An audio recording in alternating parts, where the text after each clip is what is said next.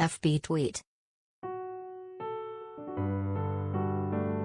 Pinterest email send text message print. A porcine virus has been detected in a man who died 2 months after being the first person to receive a pig heart transplant. David Bennett Sr., 57, died in March after receiving the gene-edited pig heart from surgeons at the hospital on January 7. The operation was a last-chance effort to save him after he was deemed ineligible for a traditional heart transplant. The U.S. Food and Drug Administration granted emergency authorization for the surgery under its compassionate use provision on New Year's Eve. Dr. Bartley Griffith, the professor of surgery at the University of Maryland School of Medicine, performed the operation and told the New York Times it's possible the virus played a factor in Bennett's death and hitched a ride into Bennett's body through the pig. However, Dr. Griffith said there is no indication the virus caused an infection nor that Bennett's body refused the organ.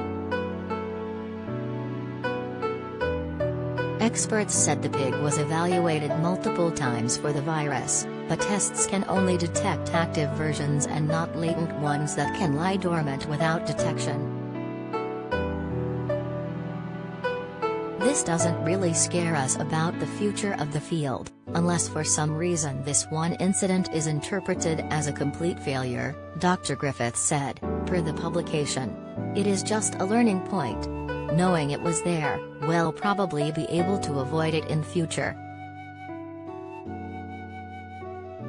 The MIT Technology Review first reported the presence of the virus in Bennett, noting that Dr. Griffith shared the news during a webinar last month hosted by the American Society of Transplantation. Though Bennett's first test, taken 20 days after the transplant, showed amounts of porcine cytomegalovirus DNA, Dr. Griffith said per MIT that he thought it was a possible lab error considering the small amounts.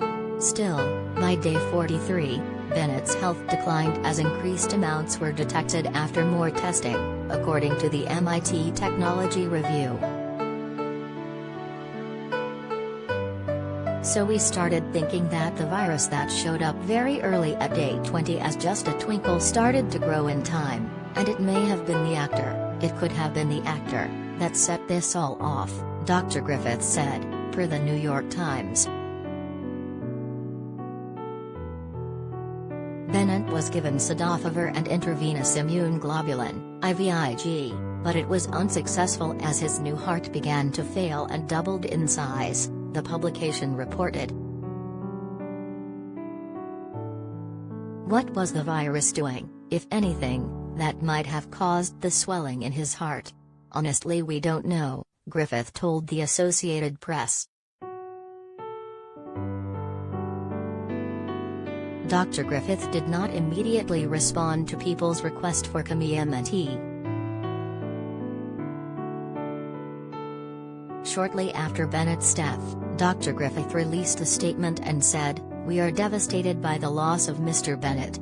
He proved to be a brave and noble patient who fought all the way to the end. We extend our sincerest condolences to his family. Mr. Bennett became known by millions of people around the world for his courage and steadfast will to live.